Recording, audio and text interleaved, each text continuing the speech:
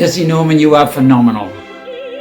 I said recently that all things might have a mind or a mind-like quality. It would revolutionize our relations with nature, but could that really be true? A bit more on that today, by popular demand from friends who love nature too. Hi, I'm Jerry Van Klinken, glad you can join me. Today, All Things Think, Part 2. The phrase comes from a very early philosopher named Parmenides, a little later than Heraclitus, and from southern Italy. Raphael included him in his famous School of Athens mural in the Vatican. "For thinking and being are the same," he wrote in one fragment that we still have of his work. Plato, a century later, wrote about Parmenides, wondering whether each thing is composed of thoughts and all things think. Whatever the precise meaning of these puzzling sayings, they chime with those of other ancients. All thought of the universe as animated, lively through and through, filled with soul, with thought. It was never merely inert matter that surrounds us.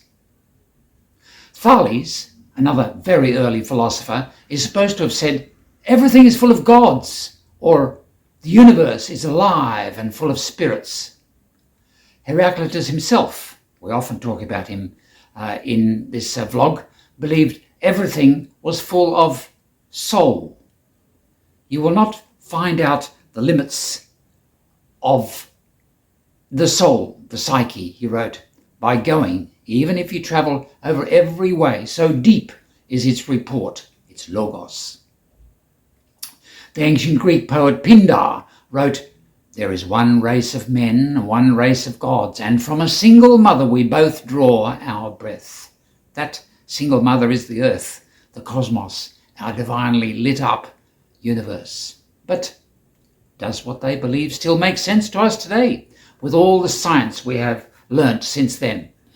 I'm going to pick out three points from all the discussion about this topic among philosophers today. A bit abstract, forgive me, but exciting because the consequences are so radical.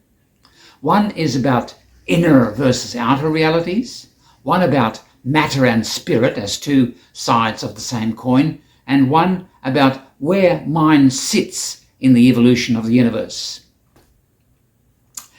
Inner reality versus outer reality.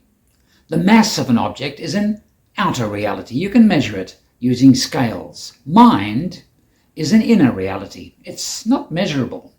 The same goes for related concepts: experience, awareness, feeling, thought, consciousness, self-consciousness. All slightly different, but none directly measurable with scales or voltmeter. Take humans. I'm sure I am conscious, but I cannot be sure you are. For all I know, you are simply acting out your conditioned responses. A school of psychology known as behaviorism used to think exactly that. They didn't believe in consciousness at all. Now, most psychologists do.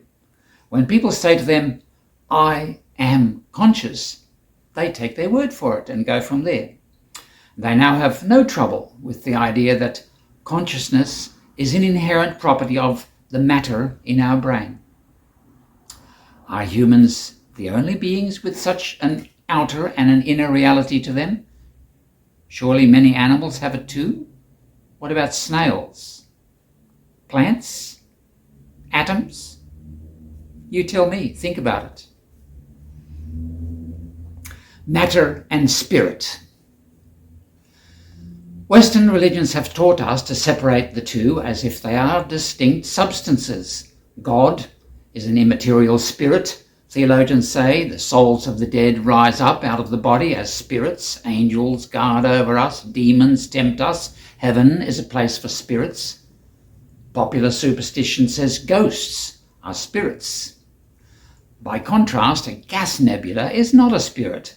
It is dead matter for astronomers to study.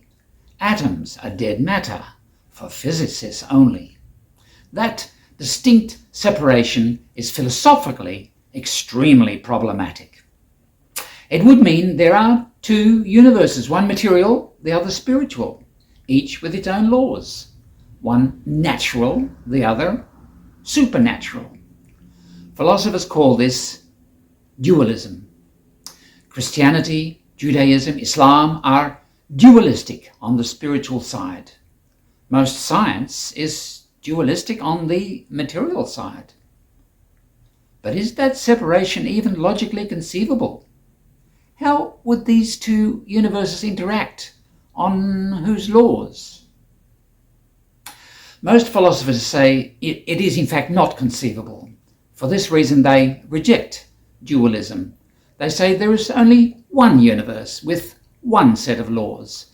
Everything we call material and spiritual happens inside that one natural space and time which holds all that exists. Their word for it is monism. It's a radical thought with many radical implications, from religion to politics to physics to poetry, but monism seems logically inescapable. So what do monists say about all things think? It is strange to us. We're still learning about it. We now have little trouble imagining that our mind has a material aspect. Consciousness is inconceivable without a material brain, but we still have trouble imagining the reverse, that matter has a mental aspect. Yet that is where the logic of monism takes us. Where does mind sit in the evolution of the universe? How does mind come about? We humans have minds, clearly some higher animals do too, but when did mind appear in the evolutionary tree? A few million years ago? So no mind at all during the 14 billion years before that? People who want to hang on to their conventional science feel they must say, yes, mind emerged out of nowhere a couple of million years ago. But there are many problems with that idea. For one, where do you draw the line between mind and non-mind? How can you be sure it stops somewhere as we go back in time? For another, what causes that miraculous phenomenon of consciousness to suddenly pop into the world out of nowhere, barring a divine creator? For reasons such as these, the most daring philosophers today agree. Mind has always existed, all entwined with matter. Internal mind and external matter are both fundamental properties of the natural world since the Big Bang. These philosophers somewhat awkwardly call themselves Panpsychists. They think Thales, Heraclitus, Parmenides and others were basically right about the animated universe. They urge conventional scientists and religious believers today to think again, to undo the mistakes of the past that now ruin our planet, to investigate how reality might actually work, and to change the way we relate to nature.